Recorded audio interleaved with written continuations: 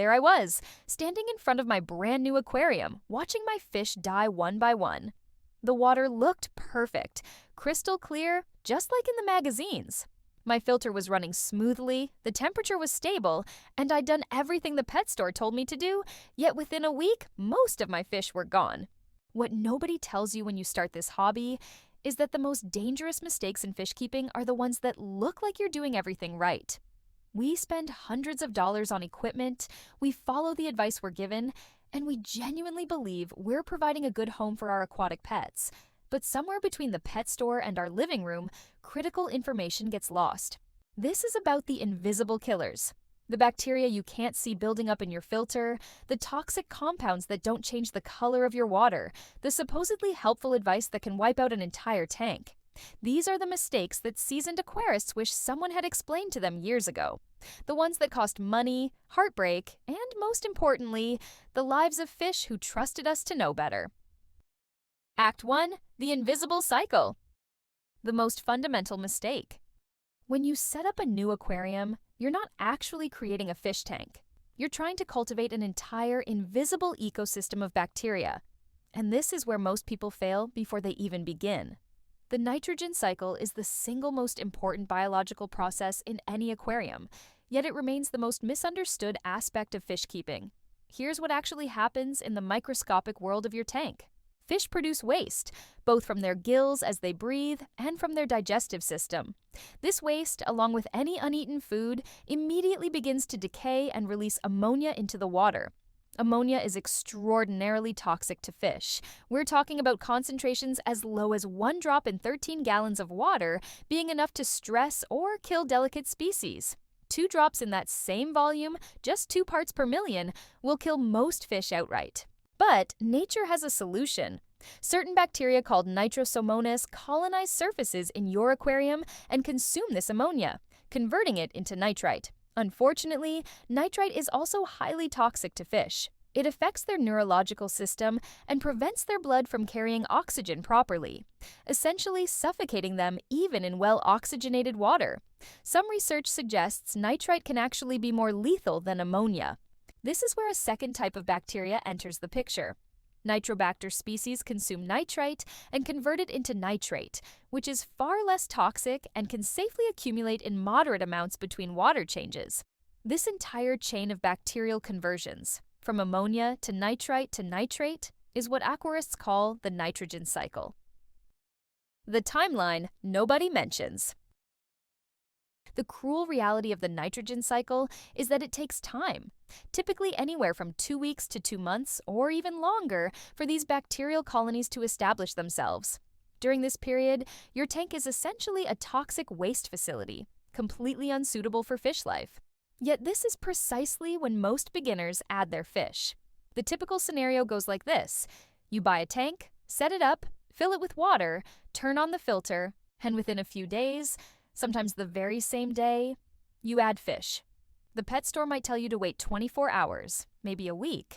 They might sell you a bottle of bacteria starter and assure you it will cycle your tank instantly. What they do not tell you is that those bacteria need time to reproduce and colonize your filter media, your substrate, and your decorations. They need to build up in sufficient numbers to handle the waste load of your fish. When you add fish too soon, you're essentially forcing them to swim in their own toxic waste while the bacteria slowly, painfully slowly, multiply to adequate numbers. This is called new tank syndrome, and it kills more fish than almost any other single mistake in the hobby. The cycling process that actually works. The scientific reality is that beneficial bacteria don't live freely in the water column. They attach themselves to surfaces, primarily your filter media, but also substrate, decorations, and even the glass of your tank. This is why simply buying bottled bacteria and pouring it in doesn't instantly cycle your aquarium. Those bacteria need time to colonize surfaces and reproduce. There are several methods to cycle a tank properly. The fishless cycle, while requiring more patience, is the most humane. You can add pure ammonia to the tank, typically 5 drops per 10 gallons daily, and monitor the levels. Initially, ammonia will spike to 5 parts per million or higher. When nitrites become measurable, you reduce the ammonia input to 3 drops per day. The nitrites will rise to similar levels. You continue adding small amounts of ammonia until both ammonia and nitrite readings show 0 parts per million. This process proves that sufficient bacteria have colonized your tank to handle waste. Some aquarists use fish food to create ammonia as it decays. Others use established filter media from a mature tank to seed the beneficial bacteria. Squeezing out a dirty sponge filter into new tank water can create a cycled tank in days, rather than weeks, because you're introducing millions of already established bacteria. The mistake that compounds this whole process is over-cleaning during the cycling period. When people see brown buildup in their filter or on their substrate during cycling, they panic and clean everything thoroughly. What they don't realize is that this brown material is exactly where the beneficial bacteria are growing. A vigorous cleaning can remove most of these bacteria, forcing the cycle to start over from the beginning. The plant bypass. There's an exception to the traditional cycling process that many don't know about. Aquarium plants consume ammonia directly. They actually prefer it to nitrates as a nitrogen source. A heavily planted tank can sometimes bypass the traditional cycling process entirely because the plants consume the ammonia before it ever becomes problematic. But here's the critical detail. We're talking about heavy planting. Not 3 or 4 decorative plants, but packing the tank with fast-growing stem plants, each stem planted individually, potentially hundreds of them in a large tank. These plants must already be actively growing, consuming nutrients. If you add just a few plants and immediately stock the tank with fish, you haven't created enough plant mass to consume the ammonia. The plants can't keep up, ammonia accumulates, and your fish suffer. The bacterial colonies and plant biomass must match your waste production. This means adding fish gradually, 2 or 3 at a time, allowing the bacteria or plants time to adjust to the increased bioload. Adding dozens of fish at once overwhelms even an established system. Act 2. The filter fallacy. The brown gunk that keeps fish alive. One of the most persistent and dangerous myths in fish keeping is that a clean filter is a good filter. The truth is exactly the opposite. The dirtier your biological filter media, the better it actually works. This goes against every instinct we have about cleanliness, but the science is clear. That brown, slimy material building up in your filter isn't dirt or waste in the way most people think. It's a complex biofilm, a living, thriving community of beneficial organisms, including the nitrifying bacteria that keep your fish alive. When you thoroughly clean this away, you're destroying the very system that processes toxic ammonia and nitrite. Research has demonstrated this repeatedly.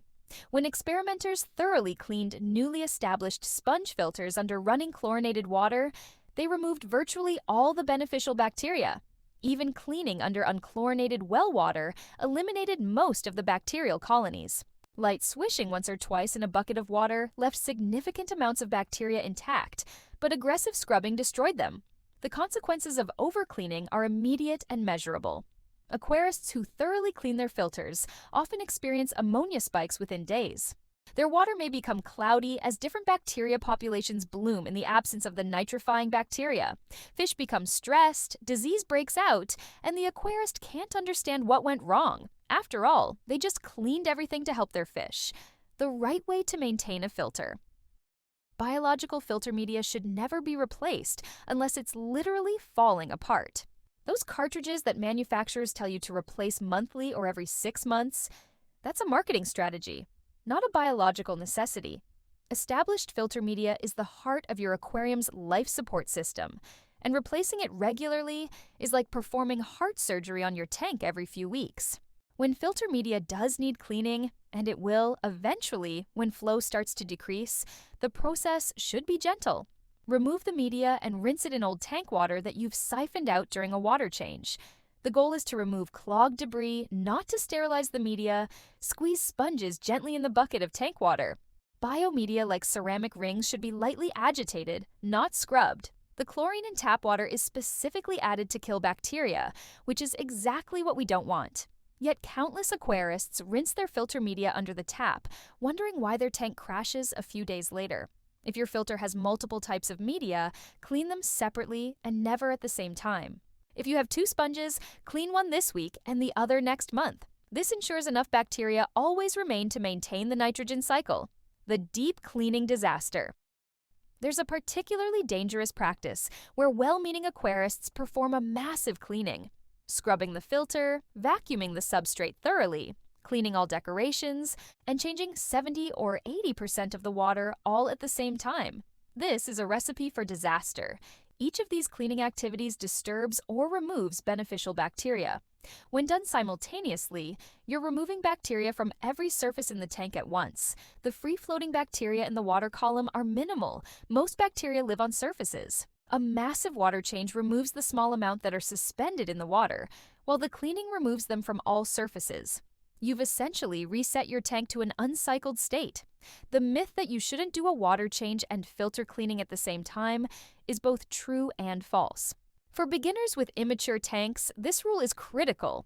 Their bacterial colonies are still developing, and any significant loss can be catastrophic. For experienced aquarists with mature, well-established tanks, the bacterial populations are so robust that they can recover quickly from cleaning. The bacteria reproduce rapidly when conditions are right. But here's the key distinction. Even experienced aquarists aren't doing aggressive, thorough cleanings. They're doing light maintenance. The difference between removing clogged debris and sterilizing every surface is the difference between maintaining a healthy tank and crashing your ecosystem. Act 3. The feeding frenzy. When love becomes toxic, fish always seem hungry. They rush to the surface when you approach the tank. They follow your finger along the glass, and they appear to beg for food with their perpetual searching behavior. This isn't deception on their part, it's instinct. In the wild, fish are opportunistic feeders who search for food constantly because meals aren't guaranteed. But in the aquarium, this natural behavior tricks us into feeding them far more than they need. The biology of fish digestion is fundamentally different from mammals. Fish are cold-blooded, which means their metabolic rate is much slower than ours. They don't require 3 meals a day. In fact, most thrive on 1 or 2 small feedings daily. Their digestive systems are designed for small, frequent meals in the wild, not the buffet-style portions many aquarists provide. Overfeeding manifests in several ways. The most obvious is uneaten food settling on the substrate or floating at the surface. If food remains after 5 minutes, you've fed too much. This seems straightforward, but the consequences extend far beyond wasted food. The chemistry of excess. Uneaten food begins decomposing almost immediately. This decomposition is an aerobic process. It consumes oxygen and releases carbon dioxide. In an overfed tank, the dissolved oxygen level drops while carbon dioxide increases. Fish gasping at the surface aren't necessarily suffering from lack of filtration. They might be suffocating in poorly oxygenated water caused by decaying food. The decomposition also releases ammonia, nitrites, and nitrates. Even in a well-cycled tank with robust bacterial colonies, excessive organic waste can overwhelm the system. Ammonia levels spike, nitrite follows, and suddenly, your established aquarium is experiencing the same toxic conditions as an uncycled tank. The decay process produces acids that lower the pH of your water. In extreme cases, pH can drop by several points. Fish species that require alkaline conditions suffer. Beneficial bacteria also struggle in acidic conditions. They need pH levels above 6.5 to effectively process ammonia. You've created a negative feedback loop where excess feeding reduces bacterial efficiency, which leads to more toxic compounds, which further stresses the bacteria. The physical toll on fish. Beyond water chemistry, overfeeding directly harms the fish themselves. Their small stomachs simply cannot handle large quantities of food. Bloating is common in overfed fish. Their abdomens swell, scales may protrude in a pine cone pattern, and they struggle to maintain proper buoyancy. Goldfish are particularly susceptible, often developing swim bladder issues that leave them floating sideways or upside down. Fatty liver disease, hepatic lipidosis, develops in chronically overfed fish. Excess nutrients accumulate in the liver as fatty deposits, eventually causing organ failure. This is a slow process, and by the time symptoms appear, the damage may be irreversible. The fish that seemed fine yesterday can be lethargic and disinterested in food today, with no apparent explanation. Fin rot becomes more common in overfed tanks because the poor water quality stresses fish, weakening their immune systems. The frayed, moth-eaten appearance of deteriorating fins is often blamed on disease, when the root cause was simply too much food degrading water quality.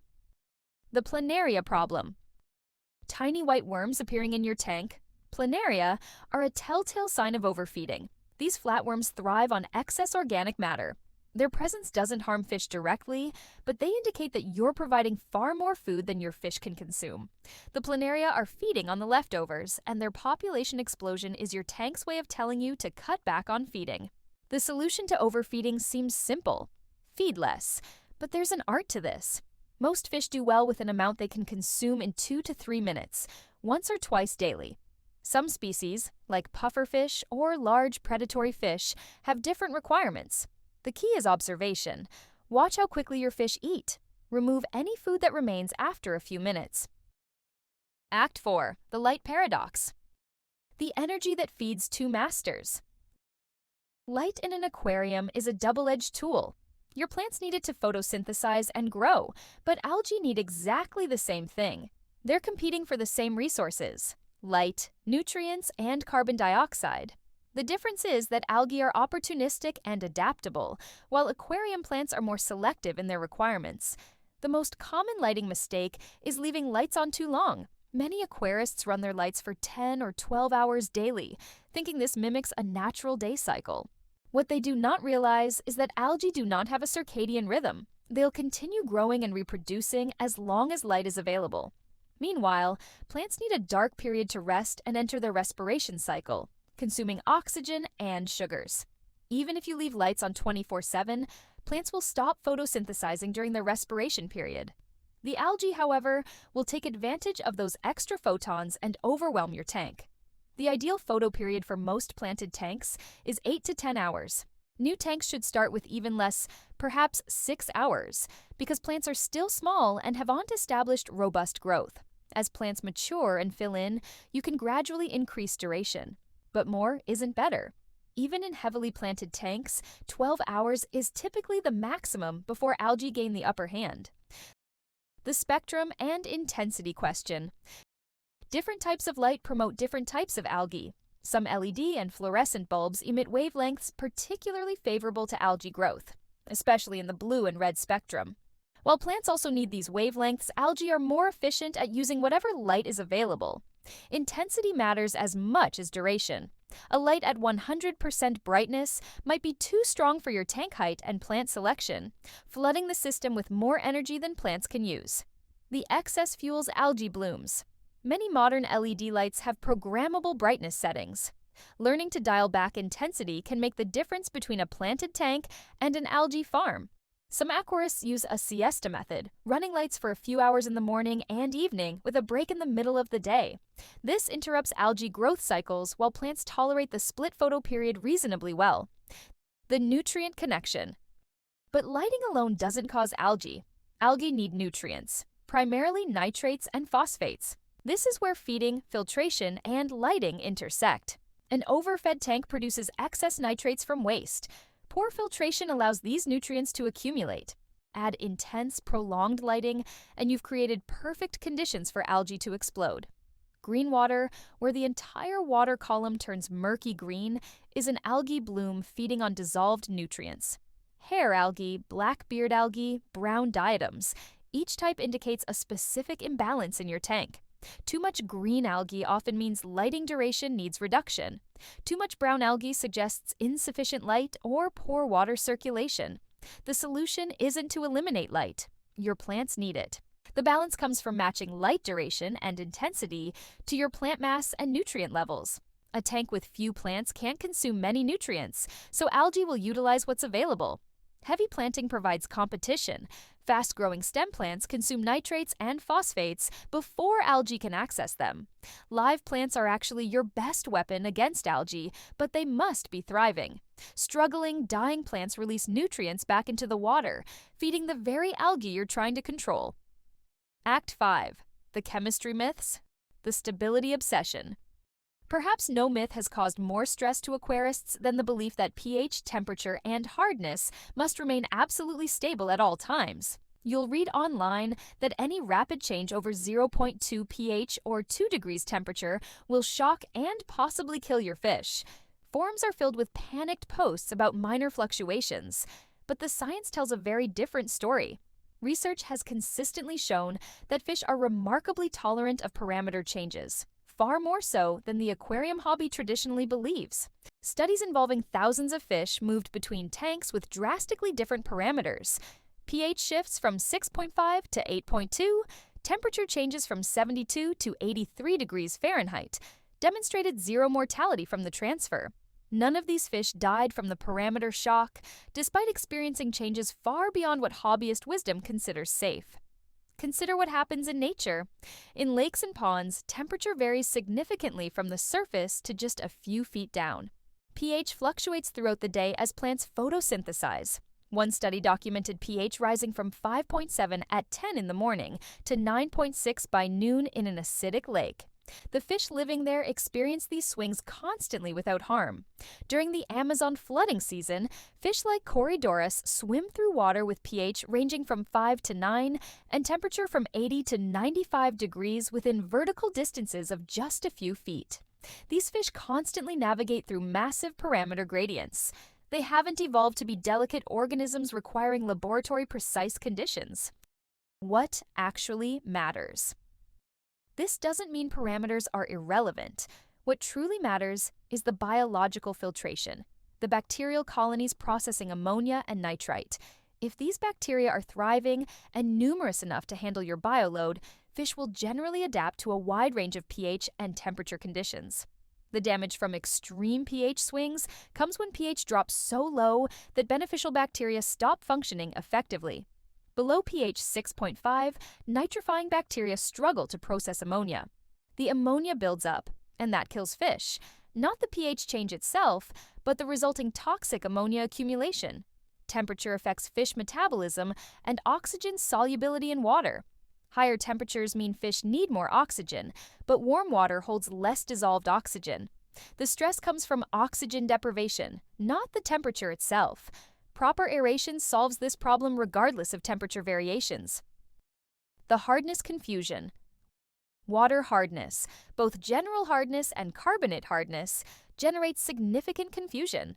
The belief persists that fish from softwater environments like the Amazon must have soft water in captivity, while Lake Malawi cichlids require extremely hard water, matching their natural habitat. Yet many of these fish have been captive bred for generations and show remarkable adaptability to varying conditions. Carbonate hardness, KH, serves primarily as a buffer preventing pH crashes. In tanks with low KH, organic acids from decay can rapidly drop pH, potentially below levels where beneficial bacteria function. This causes a tank crash, sometimes called old tank syndrome. Maintaining some level of KH prevents this, but exact matching to wild parameters isn't necessary for most species. The fish you're buying probably weren't collected from the wild. They've likely been bred in fish farms using local water conditions that may differ dramatically from their ancestral habitat. These fish have already adapted. Trying to precisely match wild parameters often does more harm than good if you're chasing numbers with chemicals and creating instability. The acclimation controversy. This understanding of fish tolerance has major implications for how we acclimate new arrivals. The traditional drip acclimation method, slowly adding tank water to the shipping bag over hours, seems logical for gradual parameter adjustment, but it carries hidden risks. Fish shipped in bags accumulate ammonia from their waste. In the closed bag, carbon dioxide builds up, lowering pH. When pH is acidic, ammonia exists primarily as less toxic ammonium. The fish survive the journey. But when you open the bag and expose the water to atmospheric air, carbon dioxide escapes, pH rises, and the ammonium suddenly converts to highly toxic ammonia. If you drip acclimate for hours with the bag open, you're exposing fish to increasing levels of toxic ammonia while slowly changing parameters they can actually tolerate quite well. For shipped fish, many experienced aquarists now advocate temperature matching and then immediately netting fish into new water, avoiding the ammonia exposure entirely. The parameter shock that everyone fears is far less dangerous than ammonia poisoning. Adding a water conditioner to neutralize ammonia if you must keep the bag open becomes critical. Act 6. The compatibility crisis. The peaceful community myth. Walk into any pet store and you'll see beautiful community tanks with dozens of colorful species swimming together harmoniously. This creates the impression that mixing fish is simple. Just avoid the obviously aggressive species, and everything will be fine. The reality is far more nuanced and far more brutal. Fish aggression isn't simply about predatory species eating smaller fish, though that certainly happens. Aggression manifests in territorial behavior, breeding conflicts, competition for food, and species-specific dominance hierarchies that have nothing to do with hunger. Cichlids represent the most common source of aggression problems, but even within this family, behavior varies wildly. Some cichlids can coexist peacefully in large tanks with proper territory divisions. Others will fight to the death with any fish that resembles them in shape or color, even if they're not the same species. They attack conspecifics, fish that look similar, viewing them as threats to territory, food sources, and potential mates. The invisible hierarchies. What makes compatibility particularly challenging is that fish establish social hierarchies. In a group of supposedly peaceful tetras, there will be dominant individuals and subordinate ones. Usually, this hierarchy functions without visible harm. The dominant fish claim the best feeding spots, the subordinates differ, but add stress, perhaps from overcrowding or poor water quality, and this hierarchy can become violent. Tiger barbs provide a classic example. Individually, they might seem manageable. In small groups, they often become aggressive nippers, harassing other fish relentlessly. But in large schools of 10 or more, their aggression disperses among the group, and they typically leave other species alone. The same fish behaves completely differently based purely on how many companions it has. Territorial fish define their space by physical boundaries. They claim a cave, a corner, a specific plant cluster as their territory. As long as other fish stay out, peace prevails. But in a small tank, there isn't enough space for multiple territorial fish to establish separate domains. They're forced into constant confrontation, defending territory against perceived invaders who have nowhere else to go. The size and gender factors. Size compatibility operates on multiple levels. The most obvious is the predatory rule. If a fish can fit another fish in its mouth, it probably will try eventually. Most fish are opportunistic feeders. That seemingly peaceful fish won't resist an easy meal if the opportunity presents itself. But size also relates to bullying between non-predatory species. A large, semi-aggressive fish can harass a smaller, peaceful species relentlessly, even without eating it. The constant stress weakens the smaller fish's immune system, making it susceptible to disease. It hides constantly, doesn't eat properly, and eventually dies. Not from direct violence, but from stress-induced health failure. Gender creates additional complexity. Male fish tend toward more aggressive behavior than females, especially during breeding. Male cichlids competing for female attention will fight viciously. Male bettas cannot coexist. Period. They've been bred for hundreds of years to fight, and they will, often to the death. Even in large tanks with extensive cover, two male bettas will eventually find each other in battle. For live bearers like guppies and mollies, the recommended ratio is 2 to 3 females per male. Males persistently pursue females for mating. A single female harassed by multiple males becomes exhausted and stressed. Spreading male attention across multiple females reduces individual harassment. The acclimation period for aggression. Young fish often get along well even if they're destined to become aggressive adults. Juveniles form bonds during growth that sometimes persist into adulthood. An Oscar raised with goldfish may never eat them, even when large enough to swallow them easily. The goldfish are familiar, established companions rather than food. But introduce a new goldfish to the same tank later, and it becomes dinner immediately. This creates a trap for beginners. They buy juvenile fish of species known to become aggressive, but at the young age, everyone gets along fine. Months later, as fish mature and develop adult behaviors, aggression explodes. The aquarist can't understand what changed. The fish were peaceful before. What changed was biology. Sexual maturity triggered territorial and breeding behaviors that didn't exist in juveniles. The overstocking multiplier. Every compatibility problem becomes exponentially worse when tanks are overstocked.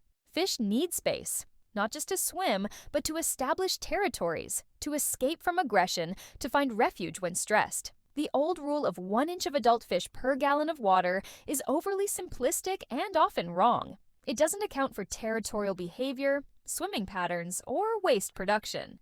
Territorial fish need even more space than the general stocking rule suggests. Aggressive species may need entire sections of the tank to themselves. An overstocked tank does not just create water quality problems, it forces fish into unnatural proximity with competitors and perceived threats, generating constant stress. Stress is the #1 killer of aquarium fish. When fish are constantly stressed, from overcrowding, aggression, poor water quality, any source, their immune systems weaken.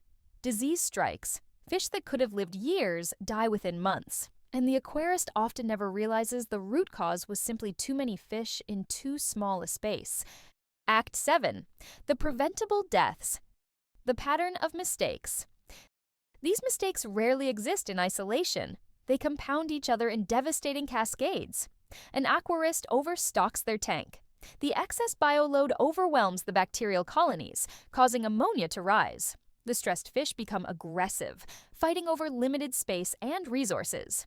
The aquarist feeds more, thinking hungry fish are causing aggression. More food means more waste, more ammonia, more stress. They clean the filter thoroughly to help with water quality, removing the bacteria that were barely keeping up. The tank crashes.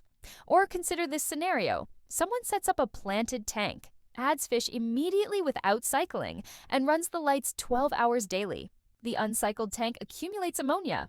The fish are stressed, producing even more waste. The high light combined with nutrients from decomposing waste triggers an algae bloom. The aquarist does massive water changes and filter cleaning to combat the algae. The beneficial bacteria get removed. Ammonia spikes even higher. Fish die. Understanding these connections. How feeding affects water quality, affects bacteria, affects fish, health, affects behavior, affects disease resistance. This systems thinking is what separates successful aquarists from those who struggle indefinitely, never quite understanding why their tanks fail. The research that saves lives. The good news embedded in all these mistakes is that they're preventable through knowledge. The nitrogen cycle has been understood for decades. We know exactly how it works, what bacteria are involved, how long colonization takes. We don't have to guess. Water chemistry is well documented. We know fish tolerance ranges, bacterial pH requirements, the relationship between temperature and oxygen. The myths about parameter stability have been debunked through actual experimentation, not opinions or anecdotes, but controlled studies with measurable results. Behavioral research has cataloged territorial behaviors, aggression patterns, compatibility matrices for hundreds of species. You can research your specific fish before purchasing them, learning their adult size, temperament, water requirements, and social needs. This information exists, freely available. The tragedy is that it often doesn't reach the beginners who need it most. Pet stores have financial incentives to sell fish quickly. Online advice varies wildly in quality, with myths propagating alongside facts. Without knowing what to look for or who to trust, beginners follow bad advice with good intentions. The culture of learning. The aquarium hobby has developed a culture where mistakes are often met with judgment rather than education. Someone posts about their tank crash, and responses range from "you should have known better" to "did you even do any research?" This discourages people from asking questions or admitting when things go wrong. But every experienced aquarist has made these mistakes. Every single one. They've overfed fish, crashed cycles, mixed incompatible species, overcleaned filters. The difference is, they learned from those mistakes and kept trying. The knowledge didn't come instinctively, it came from failure, research, experimentation, and often heartbreak. The hobby needs to shift toward openness about mistakes and failures. When experienced aquarists share their past errors rather than projecting expertise built on hidden failures, beginners feel less alone. They learn that making mistakes does not make them bad fish keepers. Refusing to learn from mistakes is what matters. The responsibility to research. At the same time, fishkeeping carries genuine ethical responsibilities. These are living animals depending entirely on us for survival. They can't leave if conditions are poor. They can't tell us when something hurts them. We have an obligation to learn about their needs before bringing them into our homes.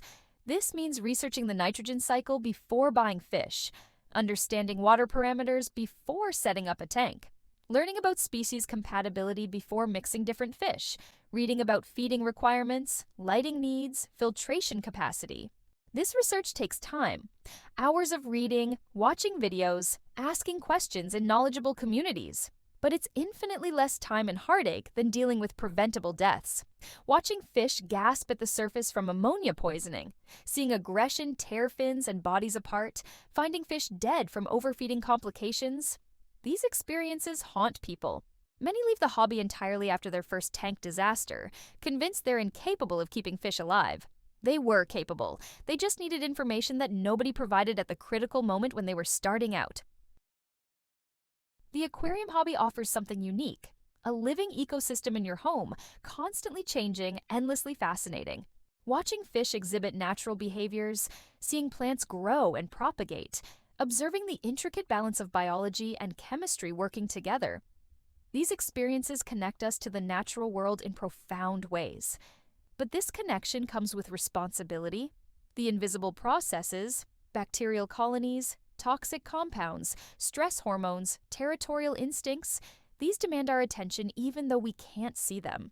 They require us to learn, to question common wisdom, to verify information before acting on it. Every fish that dies in our care represents a failure of knowledge or execution. Some deaths are unavoidable. Disease happens, equipment fails, fish have finite lifespans. But the deaths from uncycled tanks, toxic ammonia, incompatible species, these are preventable. They shouldn't happen. When they do, it's because somewhere in the chain from knowledge to action, information was missing or ignored. If you're watching this after experiencing losses in your tank, know that you're not alone. Thousands of aquarists have been exactly where you are. The difference between giving up and becoming successful in this hobby is simply persistence paired with learning. Research the nitrogen cycle. Test your water. Learn about your specific fish species. Ask questions in communities that value education over judgment. The mistakes nobody warned you about? Now you know. The invisible killers have been made visible. What you do with that knowledge determines whether your next tank thrives or struggles. If you found this useful, please consider liking this video and subscribing to the channel. Your support helps us create more content that cuts through the marketing and myths to deliver the science and truth that actually keeps fish alive and healthy. Thank you for watching, and best of luck with your aquariums!